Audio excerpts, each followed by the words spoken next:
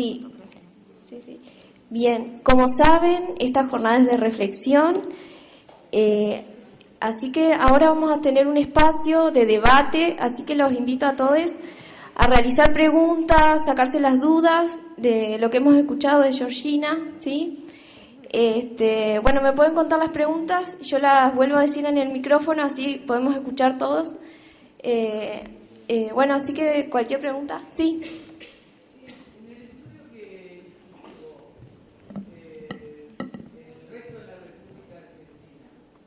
Bueno, el título de la presentación es muy claro en este sentido. Por supuesto que hay escenas artísticas locales de las cuales conozco poco y nada, porque me he centrado en la ciudad de Buenos Aires.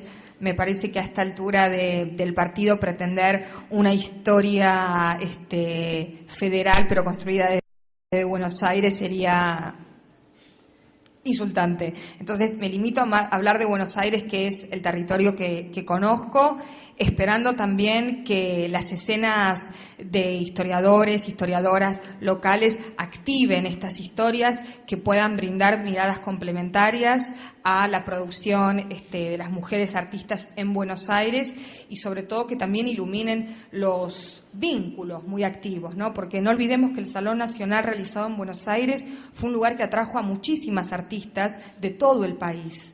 No es raro encontrarse en el Salón Nacional con expositoras de Córdoba, de Santa Fe, de Entre Ríos. Entonces hay también una serie de vínculos femeninos, de vínculos entre las diferentes regiones que tenemos que recuperar. Pero bueno, me limito a hablar de lo que sé, la verdad. Pero entiendo que es una deuda, pero bueno, de a poco iremos conociendo otras escenas, ¿no?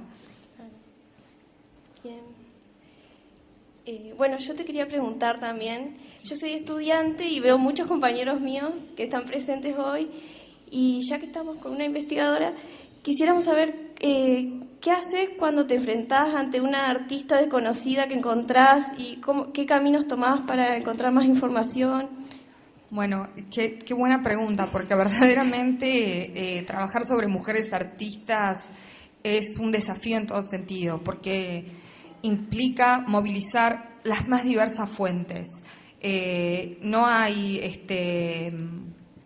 no está el camino claro que tenemos. Antes charlábamos con Analía, ¿no? Si vamos a hacer una tesis sobre Berni, más o menos todos y todas sabemos qué repositorios consultar, qué bibliografía, ¿no? Porque hay 250.000 estudios sobre Berni, ¿no? En cambio, si vamos a investigar sobre Julia Berni, ¿qué hacemos, no?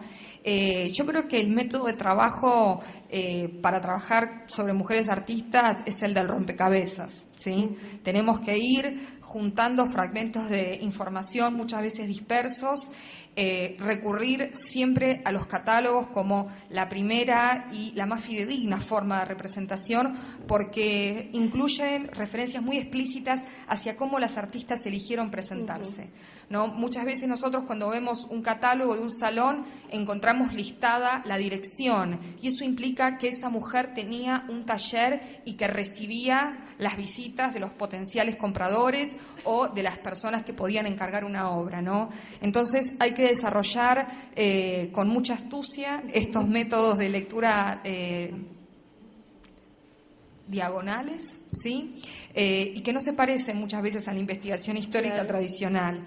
Y otra cuestión vinculada a esta es que muchas de las mujeres con las que nos topamos en la investigación hemerográfica no vamos a encontrar obras de ellas, ¿sí? Si ellas no han logrado a lo largo de su vida vender una obra al Museo Nacional de Bellas Artes o algún museo municipal o provincial, es muy posible que la obra haya sido conservada por sus familias, que las guardan una o dos generaciones, ¿sí? A mí me ha pasado de encontrar a las descendientes de las artistas y de encontrarme con dos situaciones diferentes. Los que habían conservado la obra con mucho esfuerzo, porque muchas de estas obras son obras de enorme formato que requieren una gran inversión de amor, digo, porque las obras de estas mujeres no valen mucho y en términos monetarios, pero sin embargo los descendientes las habían guardado, o personas que no habían guardado casi nada, ¿sí? Más que una foto, una carta y alguna acuarela, ¿sí? Entonces es un desafío, pero la verdad es que creo que a la larga todas estas pequeñas intervenciones enriquecen de un modo exponencial la historia del arte.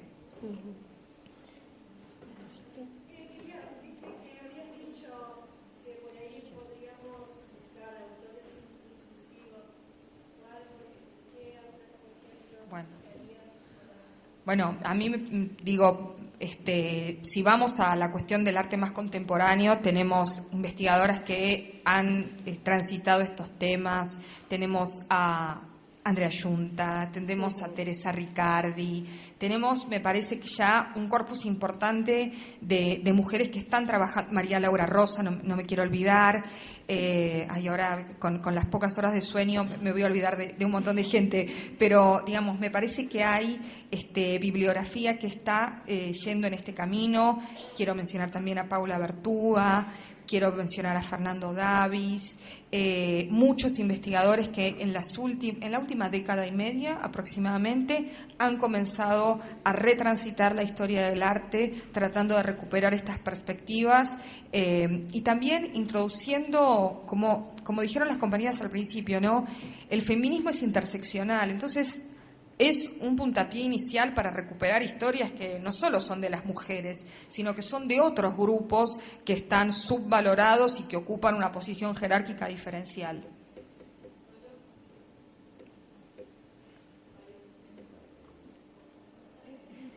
¿Encontraste alguna relación entre los movimientos feministas y la producción artística? Menos de la que hubiera querido, pero sí. El movimiento feminista porteño arranca bastante tempranamente, en el siglo XIX, aproximadamente ya para 1870 tenemos publicaciones, y en el cambio de siglo nos encontramos con el Consejo Nacional de Mujeres. Y encontramos algunos cruces, ¿sí? La figura de Lola Mora fue muy importante en este sentido porque fue elevada a la categoría de heroína artística también por el movimiento feminista, ¿no? Esto es algo que se constata en otros lugares donde hubo movimiento feminista fuerte, la presencia de las mujeres artistas como representantes de las capacidades intelectuales de las mujeres, ¿no? Y por supuesto que el primer feminismo, muy preocupado por la obtención del voto, por la obtención de los derechos políticos, estaba muy interesado en agitar la bandera de estas mujeres creadoras como prueba de las capacidades intelectuales y creativas de las mujeres. Lola Mora, por ejemplo, iba a sumarse al Congreso Internacional Femenino que se realizó en Buenos Aires en 1910. Finalmente la sección de Bellas Artes no se hizo, entonces ella no ocupó un lugar. Cecilia Grierson, la feminista y primera médica latinoamericana, también fue una figura de cruce importante, fue muy amiga, por ejemplo, de Julia Bernicke. Y también de la madre de Lía Correa Morales, Elina González H., ambas pintoras, y en este sentido encontramos ahí un núcleo de mujeres muy cercanas al feminismo. Para los momentos de 1910-1915 también encontramos, por ejemplo, Lía Gismondi, de quien hablé, fue muy celebrada en las páginas de diversas publicaciones feministas, entre ellas Unión y Labor, de la cual tomé varias de las imágenes que les mostré hoy de las obras que no he logrado ubicar. Hay ahí mucha tela para cortar, ¿no? Y supongo que en las ciudades que tuvieron centros femeninos o feministas de cierta importancia, hay todavía muchas historias para descubrir de estos cruces entre arte y política.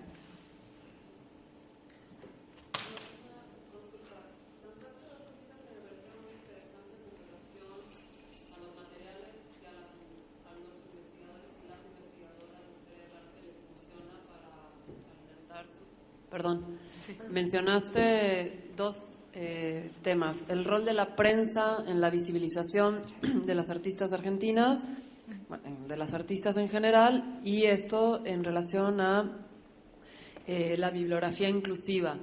Hay desde el campo de la historia del arte, desde las y los investigadores, una suerte como de lista o de acciones que nos permitan a nosotros entender qué estrategias podemos generar desde la práctica, desde la prensa, desde la gestión de estos espacios, por ejemplo, Sí. ¿no? De lo que nos podamos nutrir para dirigir de alguna manera las acciones y empezar a sumar estos materiales para que ustedes y las futuras generaciones puedan de alguna manera aquilatarlo y nutrir todo este campo de la investigación, porque sería interesante saberlas para accionar de manera más clara.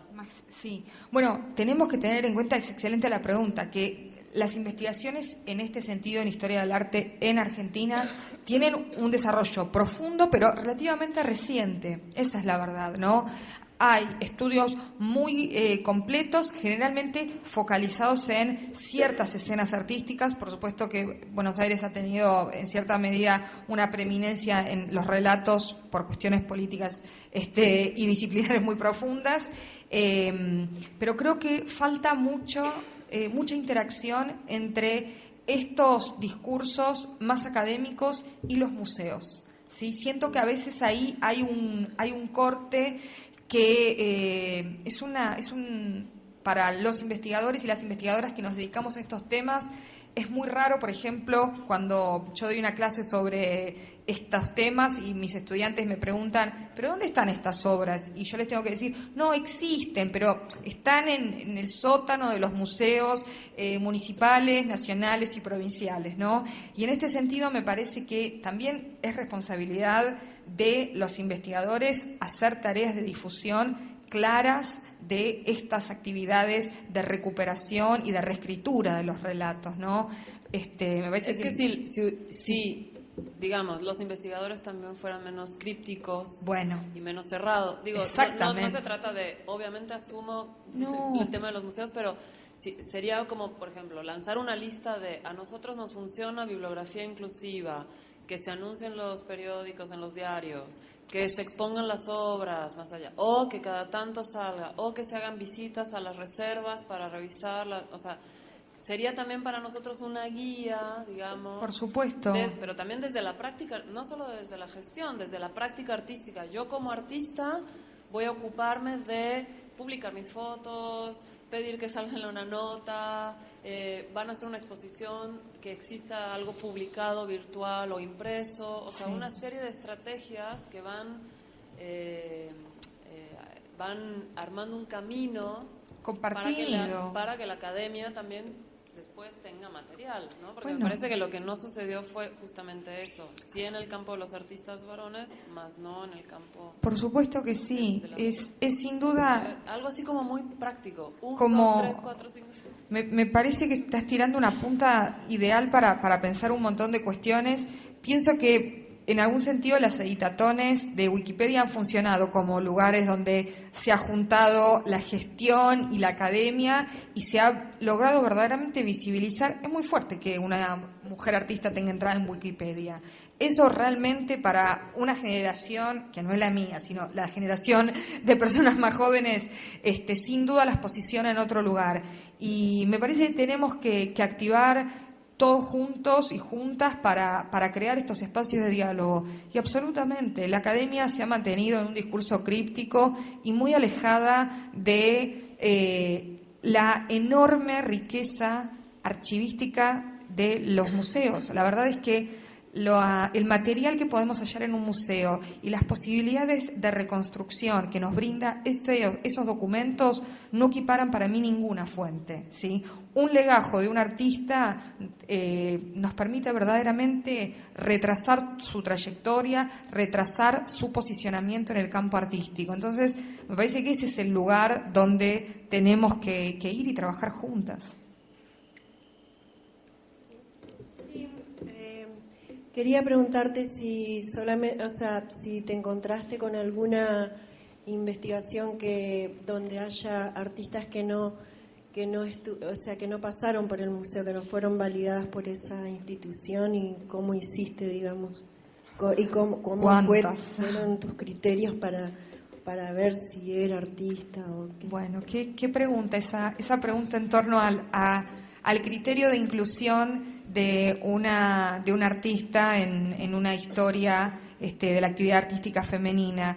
Hay una colega brasilera muy, muy brillante que se llama Ana Paula Simeoni Cavalcanti, que realizó un estudio modélico para mí sobre las mujeres artistas en el Brasil del siglo XIX y principios del siglo XX, y ella explica cuál fue su criterio, y yo lo adopté. Ella dice: me voy a basar, por supuesto, en aquellas artistas que tuvieron apariciones en la prensa, pero también me tengo que basar en aquellas cuya obra sobrevivió, ¿sí? Cuya obra me es conocida, sea a través de reproducciones o a través de obra que he podido ver. Y esa prueba material, tristemente, no siempre responde a criterios estéticos, sino que está vinculada a una multiplicidad de factores, muchos de ellos azarosos. La obra de María Obligado se conserva una parte en el Museo Marc de Rosario, pero la mayor parte se conserva en manos de sus descendientes. Y yo estoy convencida de que es la pintora más importante del siglo XIX en Argentina. Ellos, los descendientes, en la década del 30 trataron de vender una obra al Museo Nacional de Bellas Artes y adivinen qué hizo Atilio Chiappori, entonces director del museo. La rechazó, ¿sí? Y de esta manera el Museo Nacional se quedó sin la obra de un artista fundamental, expositora 4 veces en el Salón Parisino, digamos, con las credenciales absolutamente en orden para ser una artista canónica. Entonces, sí, el Museo Nacional es un lugar, pero hay muchas artistas que quedaron por fuera y que tenemos que recuperar muchas veces con las familias y haciendo este trabajo de a veces agarrar la guía de teléfono y ver quién hay que se llame Wernicke para poder detectarlo.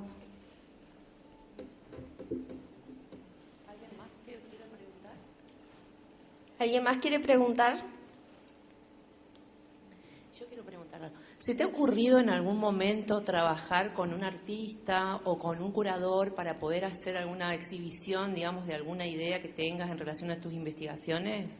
Y si alguien me invita a curar una muestra en un museo que donde haya acervo de mujeres artistas, encantada. Sí, la verdad es que ese sería un sueño para mí porque hay un impacto público muy grande en una exposición. En el año 2014 hicimos una pequeña muestra con María Laura Rosa sobre las artistas mujeres en el Ateneo, en el Museo de Tigre, en el contexto de la exposición Escenas del 900, que contó con la coordinación general de María José Herrera. Y allí por primera vez se vieron obras de mujeres artistas del Ateneo que habían permanecido en colecciones privadas y que no se habían visto por 100 años. Pero bueno, fue una muestra chica que, bueno, fue por supuesto muy, muy valiosa, pero me parece que sería hermoso poder integrar estas mujeres con las del siglo XX y verdaderamente visibilizar toda esa potencia y todos esos anhelos. Sí.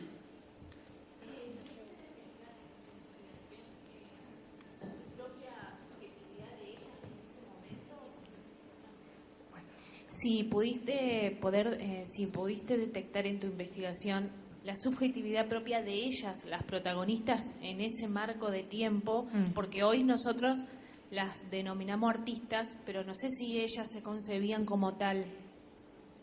Bueno, varias cosas con respecto a tu muy, muy buena pregunta. En primer lugar, que hay una limitación documental muy clara. ¿Sí? Se ha perdido la mayor parte de la correspondencia de estas mujeres, se han perdido, sabemos que algunas tuvieron diarios y se han perdido.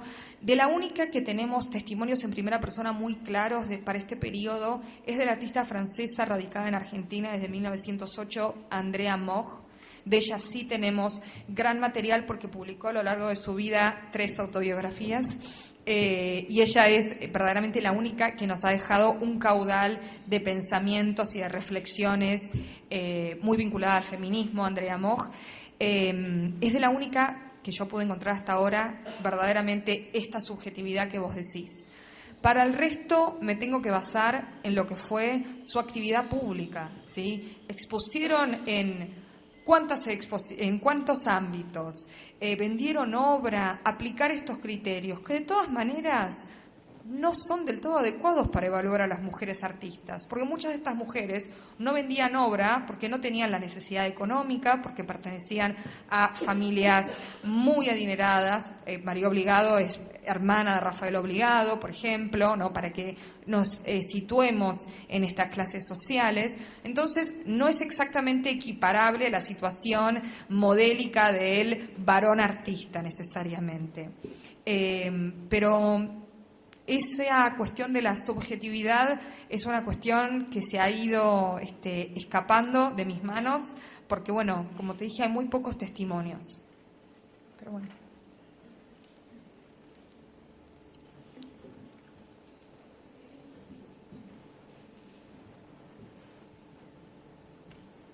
No sé si, no te voy a hacer específicamente una pregunta.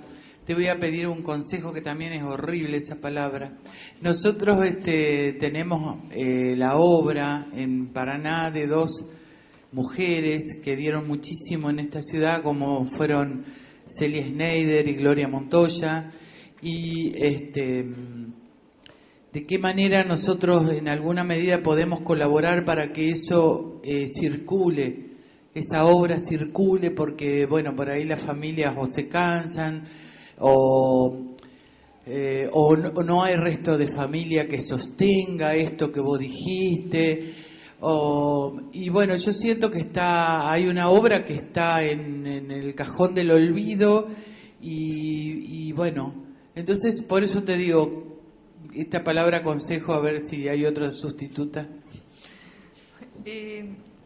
Es muy interesante lo que decís. Yo diría que concentren sus energías en visibilizar la obra, en estudiarla, en situarla en su contexto y que no se gasten en justificarla, ¿sí? Porque muchas veces las investigadoras que trabajamos sobre estos temas estamos ocupadas en justificar nuestras investigaciones. Claro, es lo que charlábamos antes del comienzo de la charla. Si yo voy a hacer una tesis sobre Ernesto de la Cárcova, nadie me va a pedir una justificación, no la voy a tener que dar. Muchas veces nosotras mismas nos empantanamos buscando justificativos para el estudio de las obras de las mujeres del pasado. Me parece que tenemos el derecho de conocer lo que hicieron las mujeres artistas y el único consejo, entre comillas, que puedo darles es ese. Concéntrense en su amor y en su pasión por esa obra y jamás traten de defenderla con las herramientas que propone la investigación, sino que defiéndanlas desde otro lugar, ¿no? Las mujeres artistas existieron y merecen ser conocidas. Solamente eso. Es lo único que se me ocurre.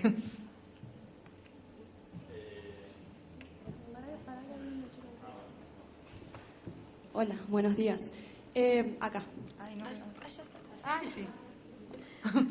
Te quería preguntar si entre tus investigaciones y estudios te encontraste como que, por ejemplo, en el Consejo Nacional de Mujeres, esas mismas mujeres artistas interactuaban o se comunicaban, intercambiaban, por así decir, conocimiento con mujeres especialistas en otras áreas, como sea la música, la danza, el teatro. Para este momento temprano, no.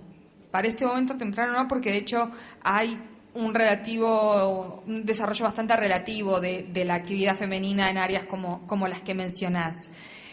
A medida que va pasando el tiempo, sobre todo para la década del 30 y del 40, con la fundación del Club Argentino de Mujeres, sí encontramos esa interacción.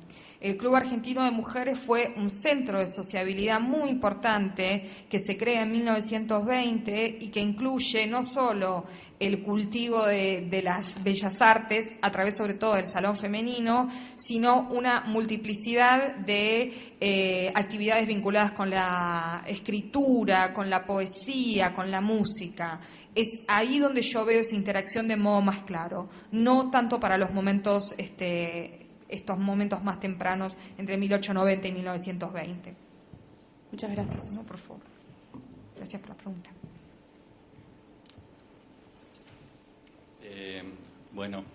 Antes que nada, gracias por venir y gracias a las chicas por haber organizado. Y yo quiero hacer una pregunta un poco porque me pidieron que haga, pero estaba justo pensando y coincidiendo con lo que dice Silvina, que Entre Ríos tiene como mucha riqueza de artistas plásticas. y todo indica que vas a seguir teniendo mucha riqueza artistas plásticas femeninas, justamente dicho. Y también estaba pensando en eso, en la obra de Celia Schneider y Gloria Montoya, que son a nivel acá local, que son artistas muy buenas, que no son reconocidas. Y está buenísimo el consejo que le diste, esto de visibilizar y todo eso. Ahora, la pregunta o el consejo que yo te pido a raíz de eso es, los lugares que ofrecen fondos para investigación generalmente están atravesados por el patriarcado, ¿sí? ¿Cómo hace alguien, femenino, masculino, para acceder a esos lugares, ¿sí? Porque, por ejemplo, la carrera de artes, si bien se está produciendo un cambio de a poco, yo estudié ahí hace 20 años y era patriarcado. Hoy tengo algunos conocimientos que es patriarcado, las universidades, los accesos a fondos para investigación o para los proyectos, lo que fuera, es patriarcado. Entonces, ¿cómo hacen para ingresar a esos lugares, para poder lograr investigaciones de este tipo?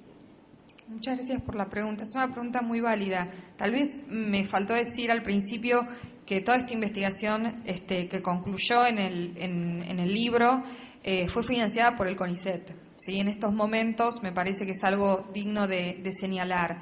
Y fue mucho antes de que verdaderamente estallara el tema de género y este feminismo maravilloso de masas que estamos viviendo en estos últimos meses, sobre todo, creo. Es decir, hay lugar en los organismos de promoción de la ciencia y de la técnica en nuestro país para estos temas. Créanme que los hay, porque yo soy una beneficiaria absoluta de este sistema que realmente ha apoyado mi trabajo siempre. Mi trabajo y el de otras colegas interesadas por estos temas.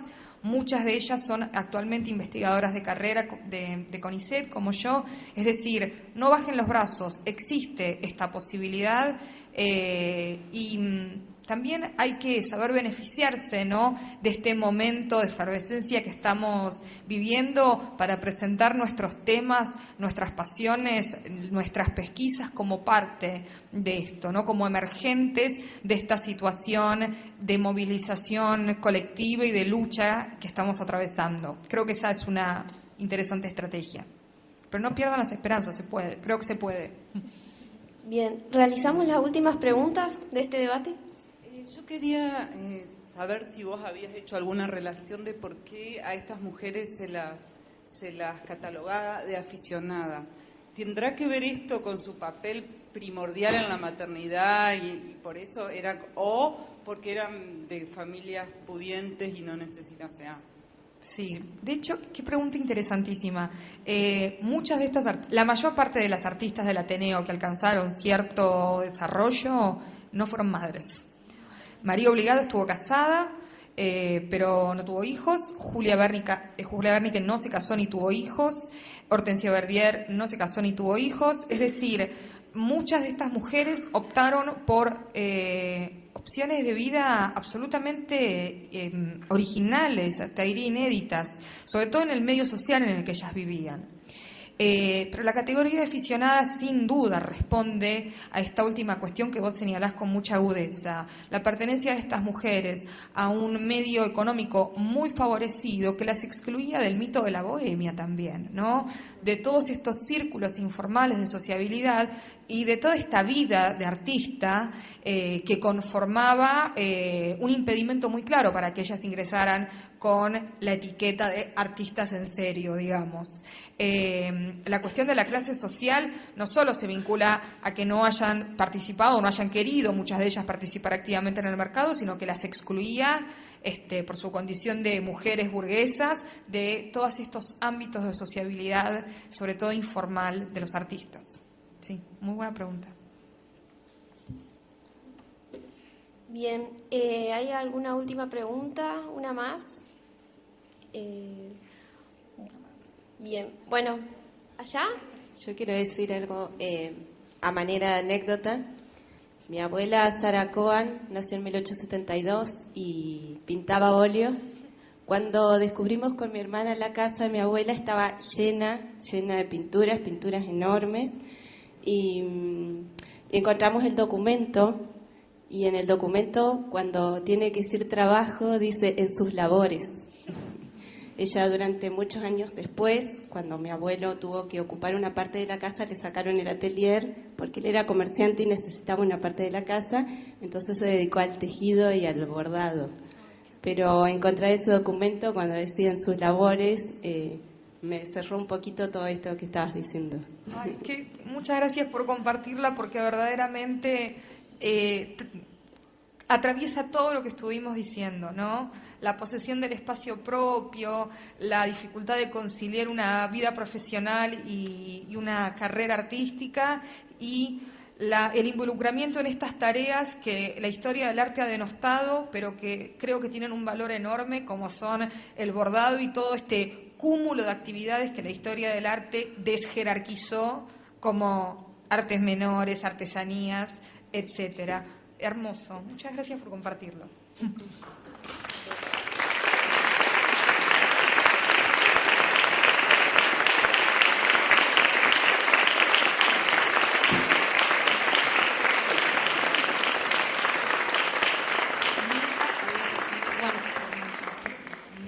Bien, ahora vamos a hacer una pausa, los invitamos a tomar un café, un té, y en unos minutos continuamos con Marcela Astorga. Sí, muchas gracias. Muchas gracias.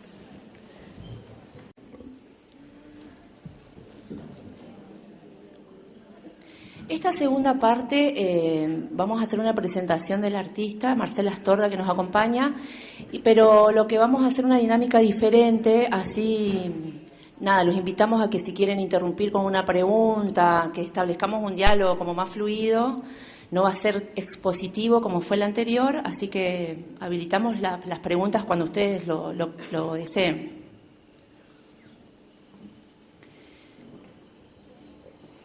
Marcela Astorga es artista visual y miembro de la Asamblea Permanente de Trabajadoras del Arte Nosotras Proponemos de Cava. Nació en la provincia de Mendoza y actualmente vive y trabaja en la ciudad de Buenos Aires. Su trabajo transita entre el objeto, la instalación, el video, las acciones, el collage y la fotografía. Ha recibido becas de la Fundación Antorchas y del Fondo Nacional de las Artes. También ha participado en residencias y simposios de arte. En el año 2015 edita el libro objeto Marcela Astorga, Espacio Habitado.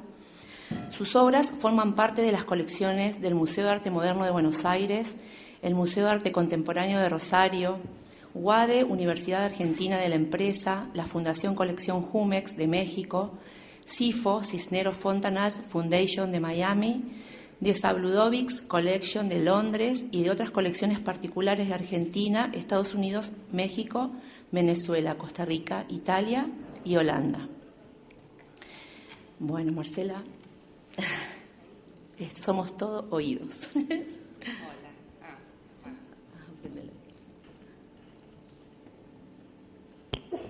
Hola, buen día, creo que es todavía, o buen mediodía. Gracias por la invitación a NP y al museo y a la Secretaría de Cultura de Entre Ríos. Gracias a ustedes, he quedado sorprendida por la cantidad de gente interesada en esta jornada. Me da alegría saber que eso, del interés que hay en nuestras propuestas. Quiero empezar diciendo que yo soy artista visual, integrante de NP de Buenos Aires, que no estoy representando a NP Buenos Aires. Lo que voy a decir es en base a mi experiencia y a lo que, digamos, yo considero, ¿sí? Voy a empezar mostrando un poco mi trabajo Y sí, por favor, cuando quieran interrumpirme, háganlo, porque el deseo es que sea como relajado, ¿sí? Porque no tengo un guión establecido sobre lo que voy a hablar. Sí, les voy a leer este statement sobre mi trabajo y sobre lo que yo considero que es el arte.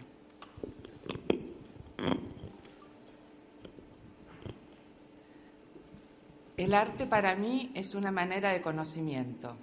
Es el lugar en el cual puedo encontrarme con las emociones más profundas y genuinas y además con los pensamientos más esenciales que me pertenecen.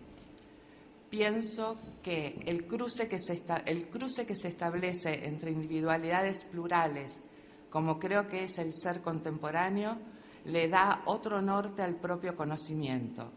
Y también creo que existe una relación entre mi existencia y la de otros. Violencia, memoria, identidad, construcción, marcas, carencias, son algunos de los conceptos, obsesiones que me interesan y de los cuales se nutre mi imaginario para construir un discurso visual. El material, el concepto, la representación y la metáfora que he utilizado a lo largo de estos años ha sido la piel o las pieles que nos constituyen, las que nos contienen, las que comunican el adentro y el afuera, nos separa y vincula, el mayor órgano sensor.